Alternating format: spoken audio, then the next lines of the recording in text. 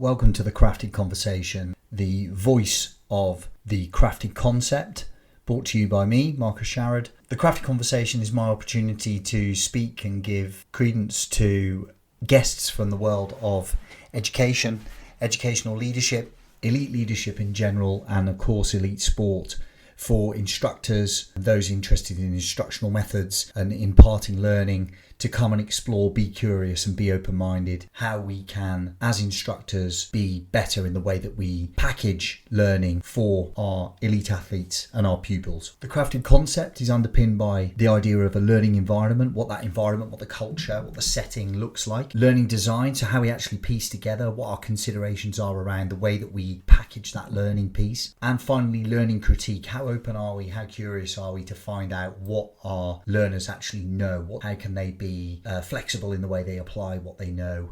How has that learning become durable? And the same for our pupils, and indeed for our colleagues, for those of us that are acting in leadership positions. So without further ado, we'll get on with today's episode of the Crafted Conversation. Welcome back to my regular listeners. Good to have you. Let's get on with it. Welcome back to the Crafted Conversation with me, Marcus Sharrod. My guest today is Martyn Bowles, the head of coaching at Walsall Football Club, where he takes charge of all coaching, development and support within the academy system from under 9s up to under 18s. Martyn's got a really varied experience in sports coaching, having studied an undergraduate coaching qualification before moving on to a master's in coaching and pedagogy. And it's that pedagogical link that I knew that Martyn would be such a great guest for you, my listeners, because we know that we're all about the craft of linking performance to learning here. Martyn puts out some really wonderful social stuff on LinkedIn, and it's there actually that this connection was first made. I saw some infographics he put out specifically around things like what half time looks like, how praise and what percentage of a coach's game time is used for praise that's generating some kind of action, or whether it's just kind of white noise. And I'm sure we're going to get into all of that today. Martyn's been with Walsall for almost exactly 12 months, and so this should hopefully be quite a useful, reflective experience for him as well on what he's managed to achieve in that time, having made his way over to the Midlands from where he's always been in South Wales with his studies. Martyn's also a UEFA A licensed coach and has worked with his university team as well as Llanelli Town in the Welsh Premier League. Martyn, great to have you here, mate. Thanks, Marcus. Really appreciate the invite. So to kick off then, as we do with all of our guests, I'd ask you, what do you consider your craft to be? It's an interesting question. My craft is probably something from, like you said, the theoretical background and trying to get coaches to understand personal sense of what they're doing and why is it happening. Then trying to find out that link between it. I see so much, and I guess it comes from a personal awareness, as I really want to develop really meaningful relationships with my coaches and individuals I work with in the MDT, and getting them to understand what they do has a really massive effect on their audience, their customers, whoever they are, the players, other coaches, colleagues. But we have to try and tie together that theory means this, practice means that, and how can we get between the two? So when I just said about personal awareness, I think like we can all say to each other, right, this is how I think I land. How do I actually land? But how often do people go and do that research on themselves? And I'd probably say not very often, just because I think the fear of feedback. So I've tried to break those walls down, try and get them to understand that, so then we can get that gap and then we can understand what's going on. So in a long-winded sense, I definitely say that we bring in theoretical frameworks into the practical frames. Yeah, so that essentially trying to bridge the gap between pedagogical theory, learning theory, and a coach's performance, specifically in essentially doing what a coach is, imparting knowledge, being an educator. Yeah, and But I always challenge people, and this is one of my things, is just be unique. Um, I, you've just summed it up perfectly about what I go about and what my craft is. But I always say to them, we're in a world where a lot of stuff has already been done. Mm. We're actually in a world where, especially in football coaching, that we haven't explored a lot of stuff. We thought we had, but we haven't. And you can probably see where theory's really coming into football recently. And that's probably been the awareness of certain clubs going to find different people with different backgrounds, rugby, other sports, business, whatever it is. But trying to bring that all back together, how can we be unique? And some of the things that I would have put out that you guys will see is it's not me trying to raise an awareness of what we're doing. It's just trying to show that we can be unique in something, but have a really meaningful interaction in it. So I love what you just summed it up as. But my key heading for me is always be unique, always be different, but don't try and change the framework. Just be unique in your delivery, I guess. Yeah. So can you give an example then of what that sense of agency, if you like, being able to bring your unique personality, your character to your coaching practice, but within the constructs of delivering a pedagogically sound session or curriculum across the, I don't know, 6 weeks or whatever? Yeah, so we're it depends what age you are. We're 6 or 8 weeks curriculum with us. So I get that point. I guess so. I've challenged coaches to get live feedback straight from the session. I'll talk about half time actually, what we've done in that in a little bit. But so I'm this big just so basic post-it notes, and I just ask the coaches after each session, just go and give your players the notes and just ask something around. What did you like today? What frameworks did I use today? Do you know if there's anything different, like whole, part, whole, something like that? Something to do with a coaching framework is what I mean by that. Did you notice any theory? So was there a coaching technique specifically I used or something like that? Anything around social exchange? How did I create a buy-in with you today? Was there a little relationship code or something different? Did I tap into something motivationally? So that's the second part. And then the third part, most importantly, is if I did it again, what would you like me to do differently? And I guess when you say like how are you unique or what do you bring in around the theory into your practice and ask your coaches is I don't know, but I think there's something around feedback, around the fear of it. But if you get it from your players, they're the most honest people you can have. So for me, I will have a bias of what I've gone through in my experience. Other coach developers will be the same. Other people from different sports. But those players get you for that 90 minutes and they're literally just going to tell the truth of what they felt in that. And it's really powerful. But how often do we see it happen? I'll be totally honest. Normally we turn up with a bag of balls and cones, put it out, do a session, don't even do a cool down and tell them to go away. So, and that's 9 times out of 10 a session. So I'm just trying to, I'm really personable. Like I know everyone as a person before a coach. So it's people before coaches is my little tag.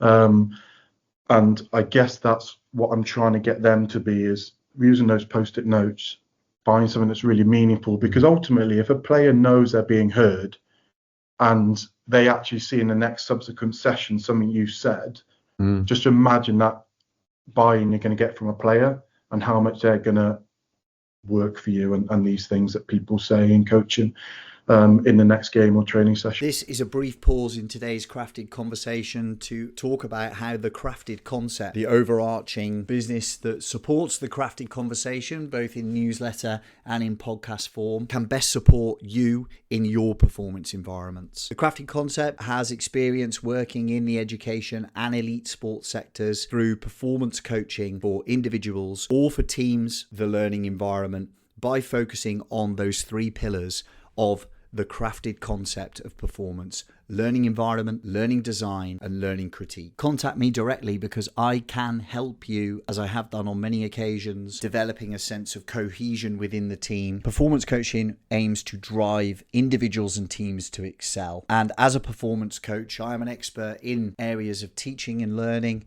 instructional design, motivational psychology, team development, performance culture and environment, and performance mindset. It's my job to generate activities, use questioning, listening, observing, probing techniques to deliberately seek feedback and present opportunities for lateral thinking and inspire growth and ideas for you as an individual or for the performance of the team and the collective. The Crafted Concept is your accountability partner, is your critical observer. I'm able to draw upon experiences as an expert teacher and instructor and as an expertly qualified executive coach, performance coach with over 100 hours worth of coaching experience. As a coach developer in elite sport, I can support and guide coaches through the complexities of your professional development, of your professional environment, offering structure and assisting you in refining your skills through learning environment, learning design, and learning critique. Contact me directly, Marcus at thecraftedconcept.co.uk, or look me up on LinkedIn,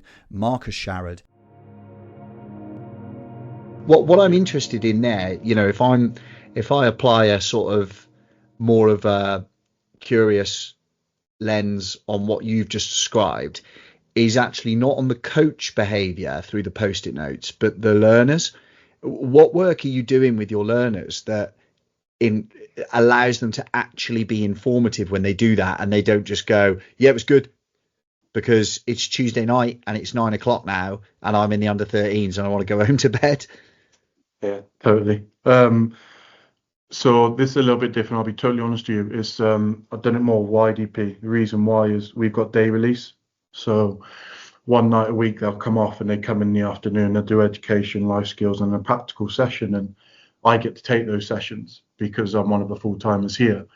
So I built that relationship up. So I kind of I started there and then it branched out post that. But what I ask them first is I ask them questions such as, what does trust mean to you? What motivates you? When you're unmotivated, what would that look like? How can I get the best out of you? And then who are your key stakeholders in your life? So I understand those first. So we'll get it. It's anonymous. They all do it in the room, but they don't know whose is whose. And the reason is I get that so I can understand them as people first. And then suddenly from that, I haven't actually done anything beyond understanding the why. But once they've done that, they've heard and they know I've listened. And what I do is I consciously make an effort that when I coach them next time in the day release, if they said, oh, my family motivates me, I will use something around being connected, teamwork, family orientated in a message and feedback.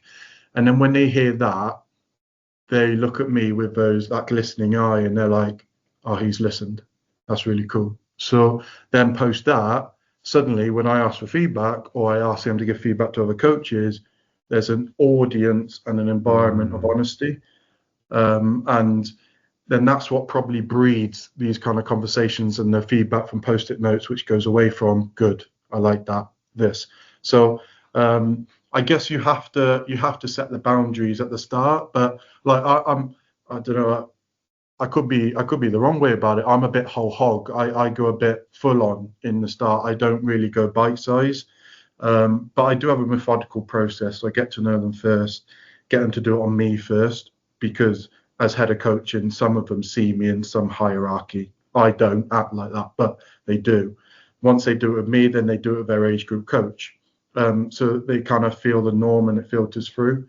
So I hope that gives a little lens into how I bring it about. Yeah, absolutely. So it's essentially sort of a humanistic approach. You feel like if you can connect with the human rather than the footballer, then they're going to be more open to delivering the honest feedback in a critical way. And I say critical positively.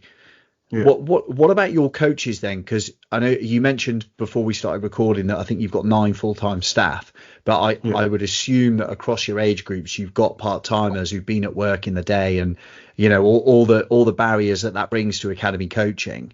The fact that you've got 9 full-time or day release in League 2 is impressive. Presumably you're category 2 then. No, so the 9 is across player care, education, physio. Okay. So there's only 4 full-time coaching, including me. Right. Wow. Okay. So sorry, I've digressed. To your guys that are coming in part timers, having been at work in the day, what what are you doing to inspire them to be inquisitive and open to receive feedback? Good question. Really important actually that you said they come from work. Cleaners, factory workers, school teachers, whatever it Yeah. is, part-time everywhere. You got a massive array, plus you don't know what goes on there. So then when they come in, their faces like thunder, they're about to coach an under 11s team, and suddenly you're like, right, wow, get to know them, get to know what's going on. How do I create an arena of feedback and that kind of outlook? Things like the question of sport. So the question of sport is a little bit like what Sue Barker did, as you guys or listeners will know on TV. However, it's them bring a question for the week. So I create the arena. They come in and we just say, "What's your question this week?"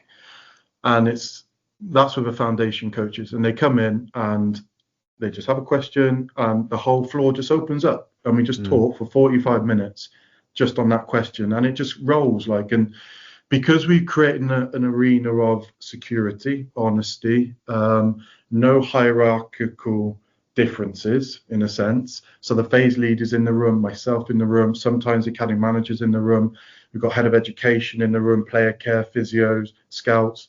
Then the coaches come in, and we just kind of there's a real relaxed feeling that we can ask anything. So then what happens is, because you build up a really personal relationship where you can say anything without it, and them knowing in the contracting period that I might say something that hits home, but no, it comes from a nice place.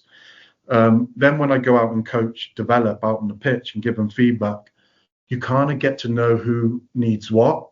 So for instance, there's one person who's in the question of sport. He'll always ask the question, never ever give his opinion. He stays quiet for 45 minutes, right? If I go out and coach, develop him, I can't give him live feedback. But what I can do is I can coach with him, so be a co-coach, or he'll always want to have like an hour-long conversation in private the next day. And that's fine.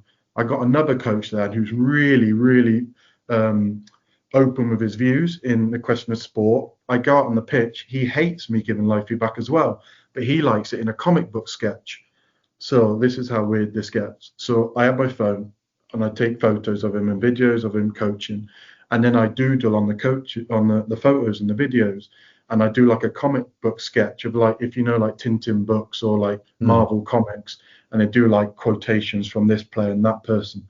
And I do it like if they're co-coaching miles apart, I do like a speech bubble saying, "Oh, why doesn't he like me?" And and I do like comic book, and I send that, and they go on their phone after the session, they see a massive scroll and they go through, and then they get the message from it. I never give them the message. It's just a comic book, and then they have to give me back the message. So what I'm trying to say is, I guess I've gone to the players, I've asked them those questions, what does trust mean to you, and things like that. We've done things like the question of sport. We've allowed the room to be really open, where they can say anything without judgment. But at the same time, I'll hold accountability somewhere. But after that, then I have my own personal things that I know works for them. And the greatest thing I can ever say about Walsall and where we are at this current state is feedback, coach development is the norm now. And that's the best thing I can say is people expect me to do something now. I don't walk on the pitch and just watch like sessions. They will come up and say, "Why haven't you fed back to me today yet?" Like they would ask me that. If I hadn't, I do. But and I guess the flip of a coin is people might be listening and going, "Oh, I'd hate to have feedback in every session." It's not that intense, right? It's not me sitting over you like a hawk. Sometimes, and the goalkeeper coach knows this, I go down the other end of the pitch. I'm actually watching him at the other end. And he knows it now because I told him the technique. But that's an example of I'm not over the top of you looking at you. I'm just always there to prod. And sometimes it's just to say, I actually quite like that. What did you do today? And I write it down myself to kind of nick it like I do. I'm a thief as well. So yeah, I hope it gives you an insight into how we kind of get that. How do I receive feedback? Why? And how comfortable it is. A few strategies we do. Yeah, and I think my listeners come from elite sport world and education world predominantly, and my educational listeners will be hearing things there, and I'm just probably making these connections. The one I certainly am around the idea, the concept that we have as teachers of a learning walk or an open door policy, which is essentially what you've described on the grass there. Learning walk, really informal. You don't even know in advance that we're coming. I'm just going to wander in and see what your day to day looks like, or looking at it from afar. And I think that because that gives us an authentic view into what that coach is actually doing, rather than the more formalized, I'm going to do an observation of you on this day, and then you over plan and you bring out your A game. I just think it seems really authentic and unique. I highly kind of praise your approaches. The comic book thing really hit home to me. I as listeners know, from a storytelling perspective, being able to tell that story through and designing your learning critique in such a bespoke way, I just think is magic. Where's that come from? Where did you get that idea from? They just tell you they love Marvel or something like that in your kind of connect pieces, or? No, I've always read Tintin books, like hence my name's Martyn with a Y, but people used to call me Tintin. Yeah. I've always watched them, and I'm going to be totally raw now. They're really young, right? They're literally in degree. They're doing their degrees. So they're like 19 to 23 years old. And I just thought, right, this isn't connecting with them, these big dossiers of like text, right? So I thought, right, let's be a little bit different.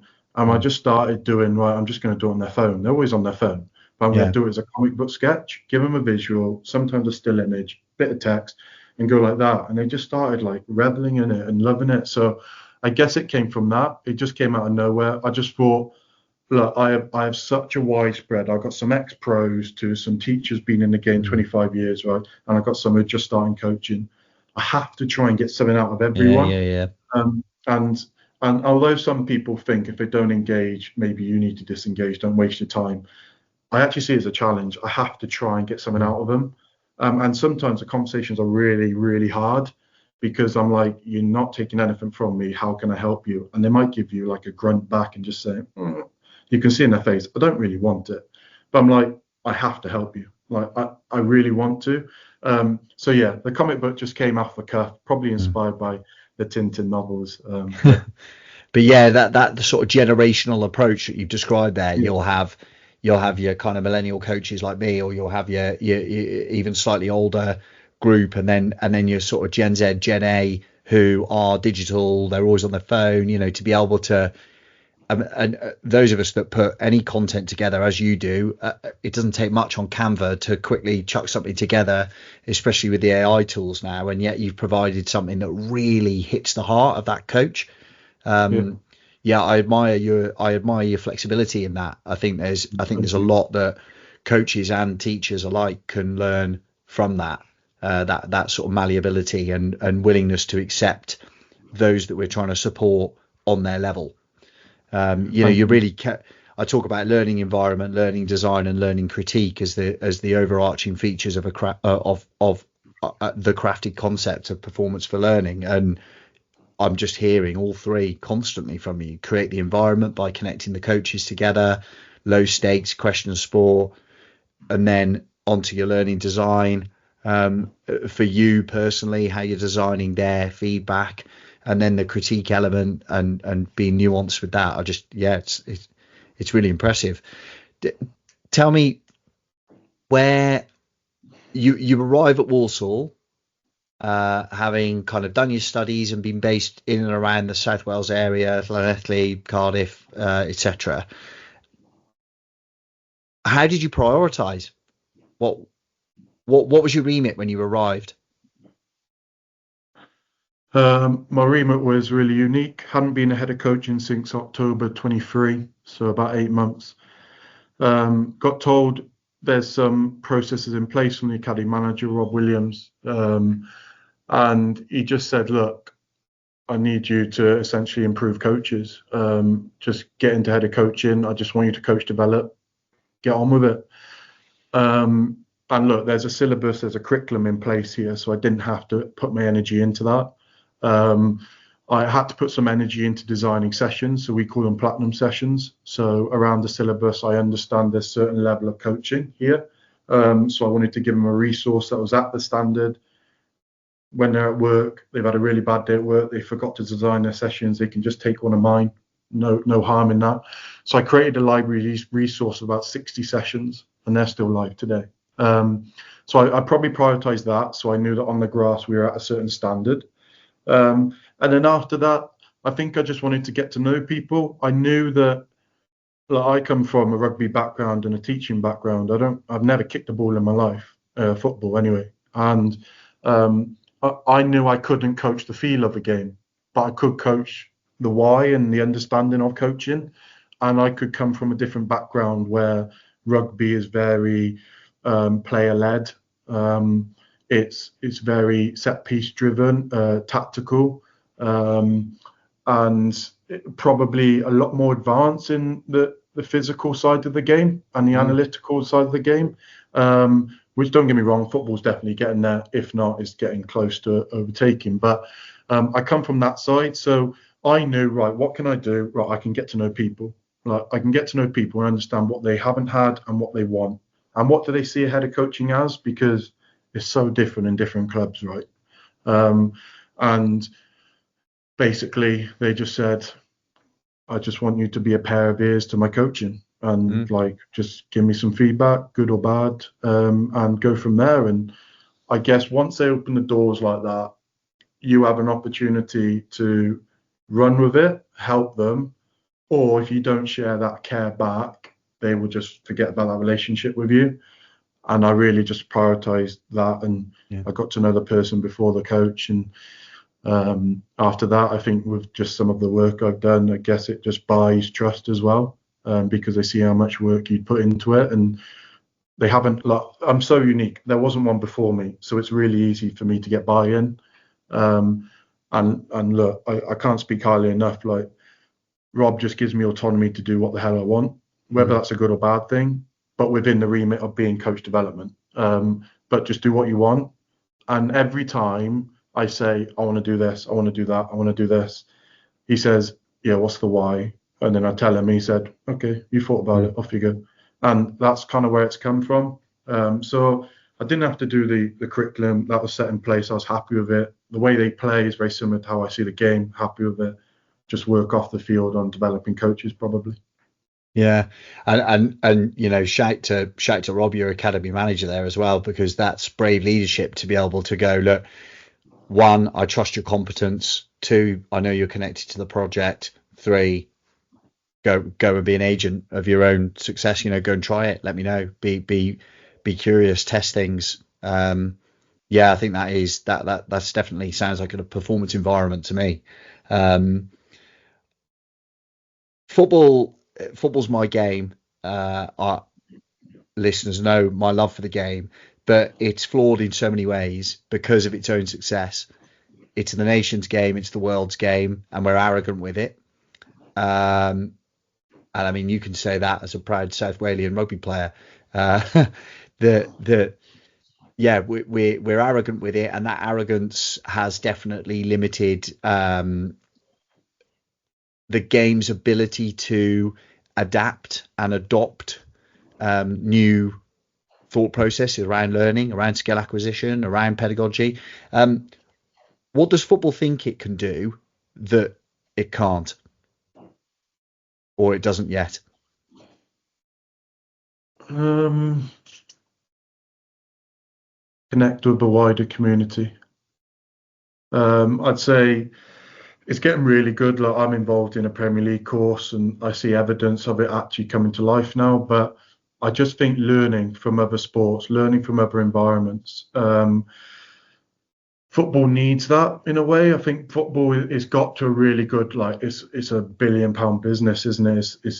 It's ridiculous, right? The industry we're working in at the top end anyway. But I just think that there's so much learning that hasn't been touched yet, and there's still, especially, I always say, we're on the shop floor. Still on the shop floor, there's still just a slight stunted networking opportunity where people don't tip themselves and just go and look at ice skating and look at ballet and look at cricket, or go into the hospital or go into the army and just do these different things and just take one thing from it if you take one. But that's where I think football can go even further. I really do. I came to football because I didn't know anything about it. I was mentored by someone on my degree, and he said, I think you're a good coach. I think you could be in my football team. And it just went from there. So it shows that with the right people, you can get collaboration and you can get some really cool stuff to happen.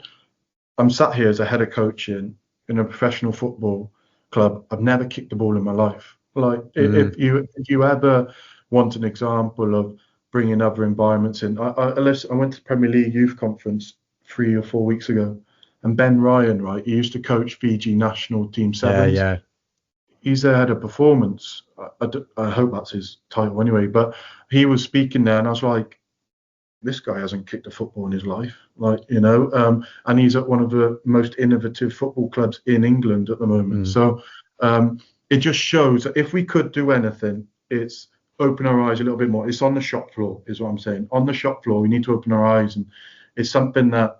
So we have a study visits program that I challenge all my full-time staff. Okay, I organise 70% of them, but I try and get them to go and see cricket, other sports, go and see other departments. I do it for our MDT as well. I don't just do it for coaching. So I'm trying to get the shop floor to have that kind of like growth mindset, as people call it. But I think as a football industry, we can do more in that. Yeah, you're so right. I look at that and it resonates with me so much. Look at the performing arts. Look at what they're able. People are capable of learning scripts that are best part of 2 hours long and standing on stage and doing it. What is that? How we chunk that learning? It's incredible. Look at like skill acquisition. I love that point. I'm sorry to butt in. The performing arts bit is we're doing at the moment some like e-learning courses to go with our CPD, and I've just got someone who works on the West End to do a webinar for 15 minutes about wearing a face. And how that relates to coaching. Like, it's unbelievable. This person who's going to do Lion King, right, in West End is going to do this 15-minute webinar, and they're helping me, right? And I got to say it, they're doing it for free, right? They're willing to show a bit of knowledge, and you just have to tap in, you just have to network really damn hard to try and get what you want. But it's amazing, and I'm sorry to butt in, but it's a really good point you make, actually. Yeah, it's nice. And that wearing a face, we all have to do that.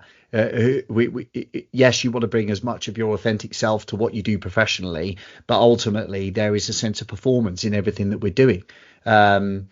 I talk about that a lot with teachers that I work with around that idea of your kind of, your classroom persona. There's elements of what you're doing there, and out on the grass, there's elements of what you're doing that need to be a performance. It's really interesting. But I couldn't agree more. I think you mentioned rugby, what rugby does from a player leadership perspective, what it does from a united sort of multiple bodies trying to be in unison, trying to achieve something together, be it set piece or be it defensive units where you can't have one person half a meter ahead of anyone else, that sense of owning space, or cricket where actually player leadership in a way is higher than management leadership. They have more ownership over performance. It's just incredible. Yeah, it's really interesting to, like you say, to go out there and look at the different environments. And I think that's the best phrase I can use. Is football can be a bit arrogant with that. This is the way it's always been done type thing. Yeah, no, agreed. But I think I am starting to see the growth in it. I think it's just more people need to come together. But I think as well, speak about what you find and what translates and what is relatable. Because I think we keep that information closed. That's the reason why I put stuff out on LinkedIn. I understand there's a bit of it to grow what I do, but the sense I'm not here to keep a secret. Like, other people are doing exactly the same as what I'm doing. I'm just trying to show it to provoke some thought. And from it, things will come, whether it's people want to do research review, whether people want to understand why you did that study visit, what you found. Like, I just feel like the next thing I would say is we're too closed off at sharing. Just share. Everyone wants to know the knowledge. It's not going to stop you not getting the next job. I think it's really important that we do that. Sense of community around it, really. Yeah, agreed. Yeah, I mean, well, as I said in the intro, that's how we connected. That's how this conversation's been inspired. And actually, some of that I wanted to sort of give you an opportunity to elaborate on was, I think the first post that I'd seen you put out was very specific feedback on in-game coach verbal feedback, possibly, or just coach behaviors in game. And then the other one was around more recently halftime, what halftime looks like, what it sounds like, how much time is dedicated to what. And I suppose I've got my questions twofold. One is what inspired you to look at those things specifically, and two, why did you recognize that there was a problem? Cool. Coach feedback. I do the training one to all of them, but then I thought, I'm not closing the loop here. I'm not doing matches. Does it relate in that? I had to do it. So I did the match one. And I guess it's because anyone who knows and comes to watch at Walsall a match, they'll know that Martyn never goes in the dugout unless I'm taking the team. There's a reason for it, is I try and observe the whole environment. I try and get a different perspective on the game as well. That's the context. So if the coach comes and asks me their views at halftime, I can give totally my views rather than being biased by being near their dugout and what they're shouting. And the thing I noticed was we shout a lot, and I'm not sure what they're taking in, right? And then I wanted to know, right, is it just because the player's near them, so they concentrate their information to the players nearest them and they neglect the ones on the other side of the pitch, which 9 times out of 10 is I'm on that side. Can they even hear it? Do they even register it? Like when you go in and you're going towards half time and they're walking off, I go and speak to like the furthest winger and I say, what have they said? And he said, I don't know, he's just shouting again. I was like, oh, brilliant. So we haven't had any information passed on here to help them impact the game, or even ask them for an answer back in Q&A or guide discovery and whatnot. So it came from that. And I guess the bit that I relate to the information I put out on LinkedIn is this guy was on average every 13 seconds would speak in a game. That is minus talking to his co-coaches on the side as well. So he talks a lot more than that. So when does he actually observe the game? Like, when does he actually observe the opposition and think, right, what can we exploit? Or just look at his own team and say, right, what are we doing well? What do we need to get better at?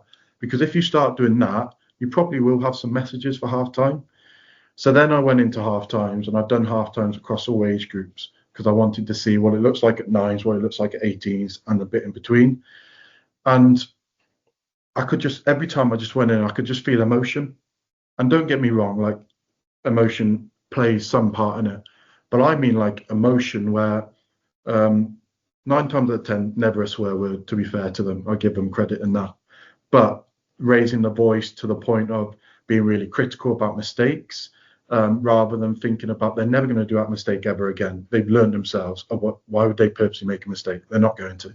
So just think about the positive action, or actually what the source of it was. It actually came from that end of the pitch. It was nothing to do with this guy at the back. And 9 times out of 10, the defenders get the hammer in because they're the ones that concede the penalty or the free kick or whatever. But what about the striker who didn't do the box cross or whatever it was to the guys open? Anyway, so I went about that. It was really emotional. Then I was interested. I was like, everyone does half times on the side of the pitch, which is right because we're in academy football and the changing room's like all the way down there and whatnot. But we don't maximise the shape.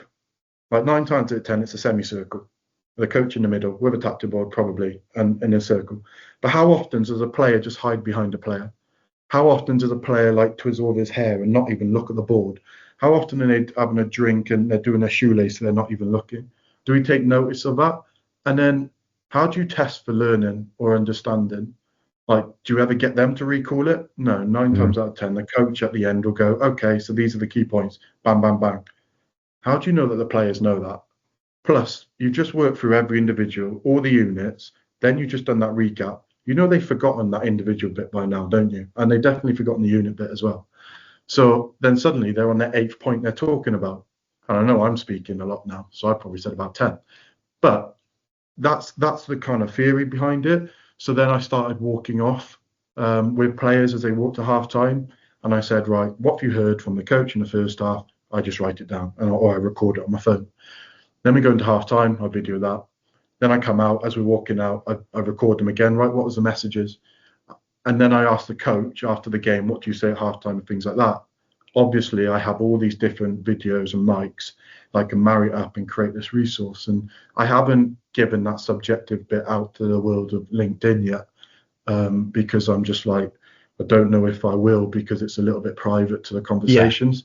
But I might put a summary of what I found. But what I am finding is there's a lot of hot wind, basically. There's a lot of hot wind, and players would rather have captains on the pitch, like rugby, a line-out captain, a defensive captain, attacking captain, or on-field captain, and they make the decisions as and when, and they're given the empowerment from the coach, and they're spoken to at halftime or whatnot, rather than the collective. And that's probably where it all comes about, I guess. And you say, I think one of the things was, why do you look at those two things? I know that Eamon Devlin does a lot of work on halftime chats, and we've connected about it. And people say, oh, it's the 1%ers. Like, halftime chats for me in a game is like a 50%er. It dictates what's going to happen. Yeah.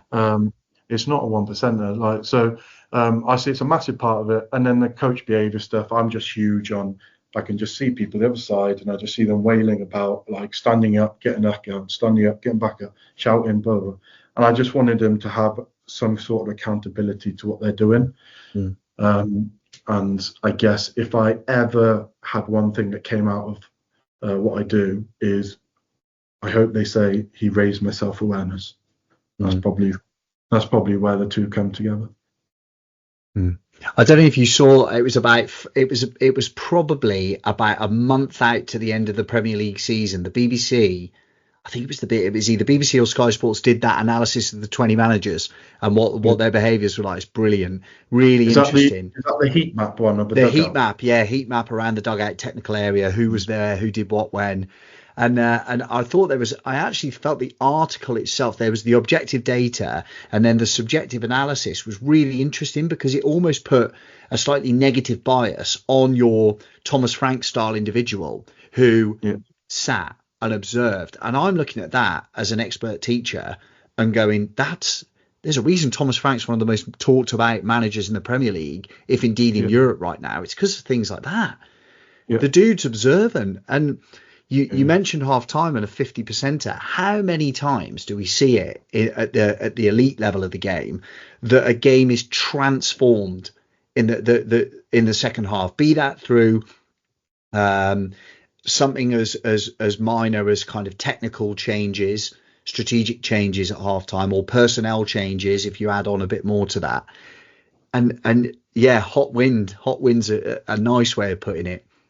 It actually, from the learning environment perspective, what concerns me, and I see this in teaching as well, because teaching is coaching, right? So it is how much an individual's identity, personal identity, own narrative, own story of themselves is tied up in that behavior. And how many coaches got shouted at as players and therefore feel that is the go-to. And I find that sad.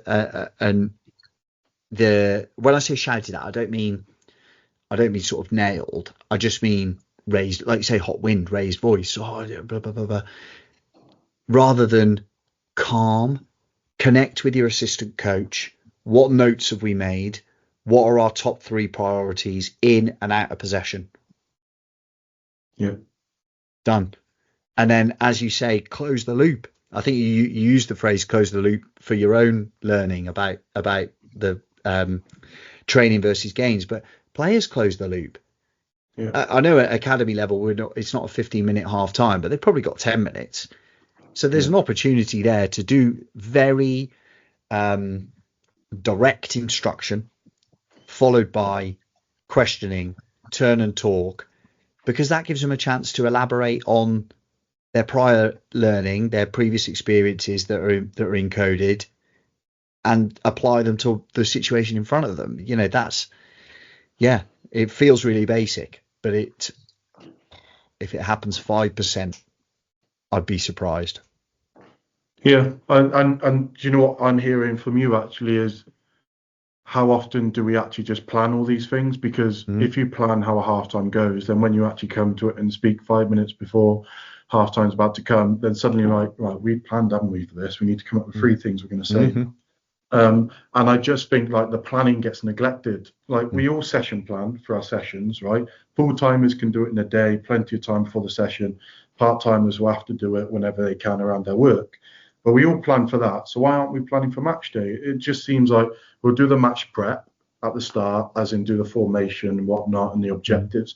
But how often do we say, right, we're going to have this clear structure of halftime, we're going to go after it, keep it consistent, because then the players know when they've got their player minute to what do they want to say. Right, okay, I'm walking off this pitch. Right, what am I going to say today? Oh, I've got something actually. They're walking off and bang, they come and they say it. Oh, brilliant. Yeah, thank you for that. And I think it's just a preparatory thing. We just need to prepare better.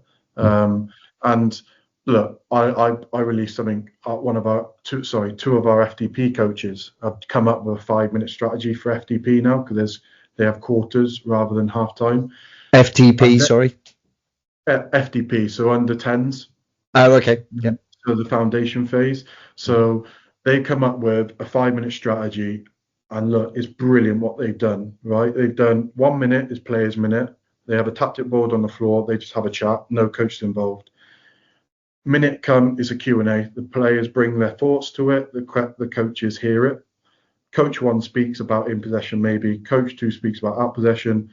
5th minute is recap / go back, name the team for the next quarter, and that's it. How easy is that to do and say and literally just deliver? Yeah. I mean, you say about learning from other sports, the NFL is brilliant at this because they simply cannot speak to the whole group because there's 50 of them. So, and actually it happens in rugby as well, doesn't it? So you get your units break off, go and have your conversations. What you've just described there is a better strategic sort of teaching and learning led, research led approach to halftime for an under 10s team in Walsall FC's academy than we see when we're invited into changing rooms and we're watching Amazon Prime documentaries of Premier League teams or the Welcome to Wrexham, and that is full.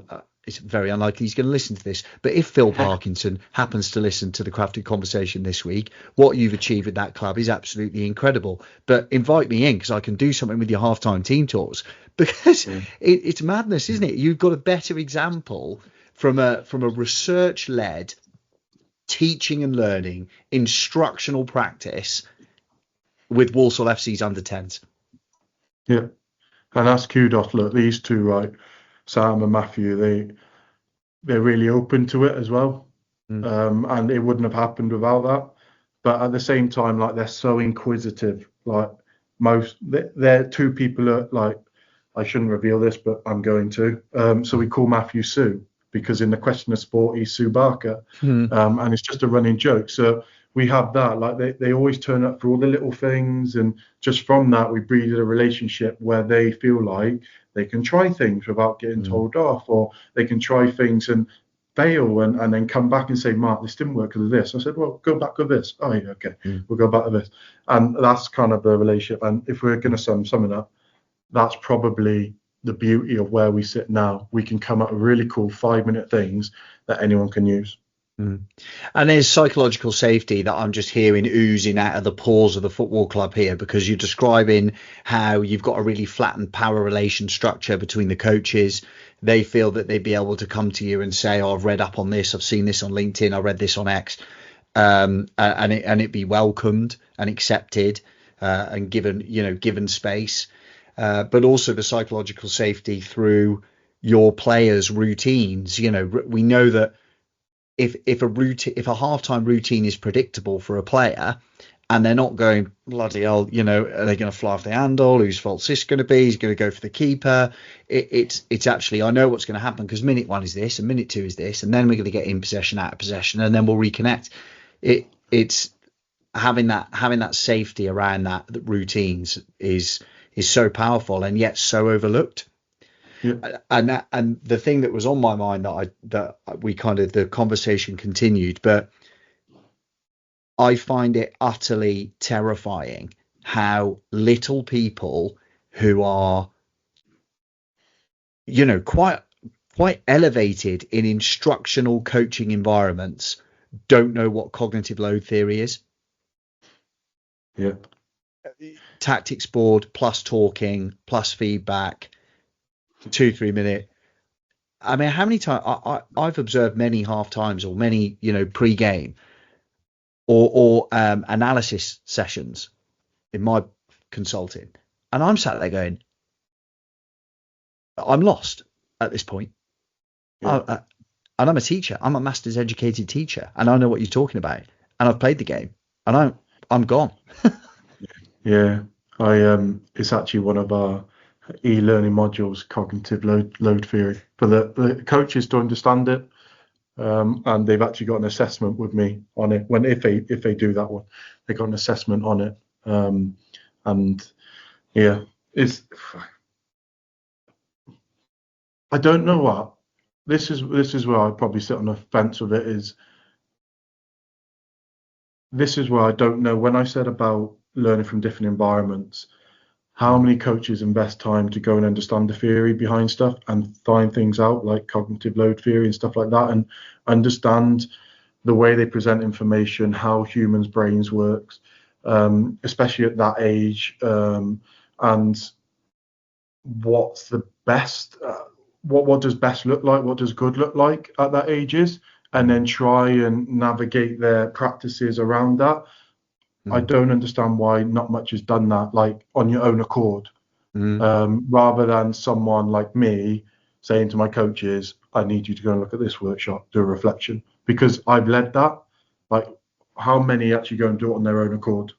I'm guessing full-timers presumably could, because they got time.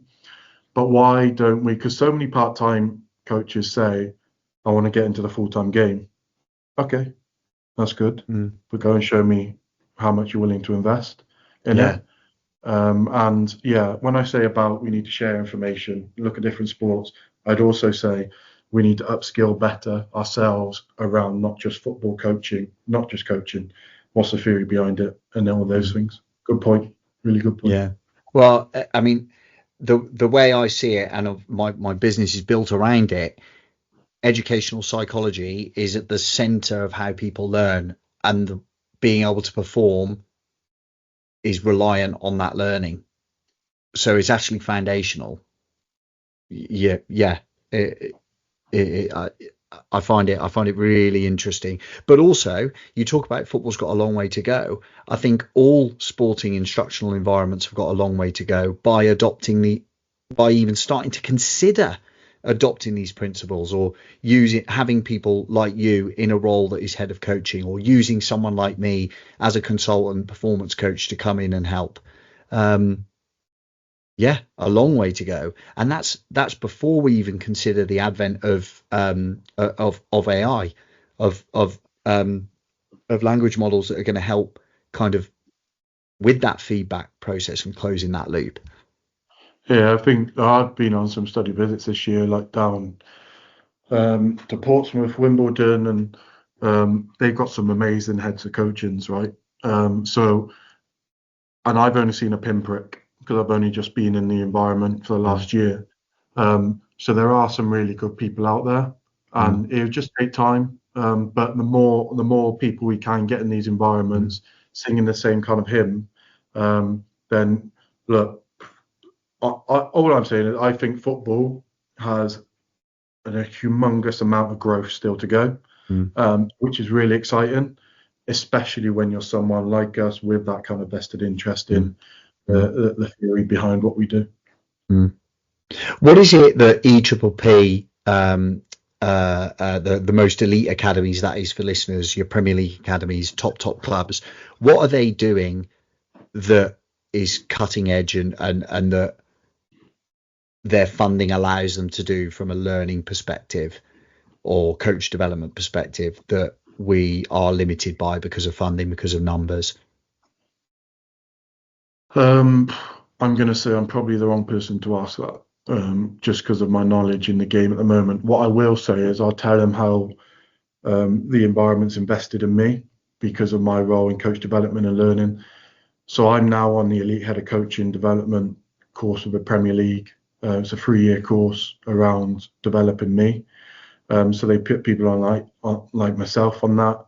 They've got the Future Coach Developers Premier League course. They got the Future Leaders Premier League course. They've got a host of others that I can't name them all. So they have got things like that. So those who work in EPPP have opportunities to get on those courses. So I think a lot of work's being done to develop individuals to then go back to the environments and then develop that. Yeah. So that's really good. Like I'm the first one to say I came into Walsall, I wasn't expecting it. And within a month, I was going away to the Lake District doing this course with a load of heads of coachings who I never thought I could connect with. And to this day now, we're talking most days about what we're doing. So it's definitely helped. So that's definitely there. Beyond that, I don't want to comment because I don't really know. I'll be totally honest with you. Yeah, fair. And Martyn, as we come towards the end of the conversation, again, a regularly asked question for guests. To close off today, I'm interested to know what you are curious about at the moment or have possibly changed your mind on related to performance and learning within the environment, the way learning is designed, or indeed the critique. Maybe things that you've already discussed and shared with us today, or there might be something else. Yeah, I'm curious still about why some people resist feedback. I'm guessing you picked up on something actually. Maybe it's what they've had experience of growing up, of a coach they've had. They're fearful of it.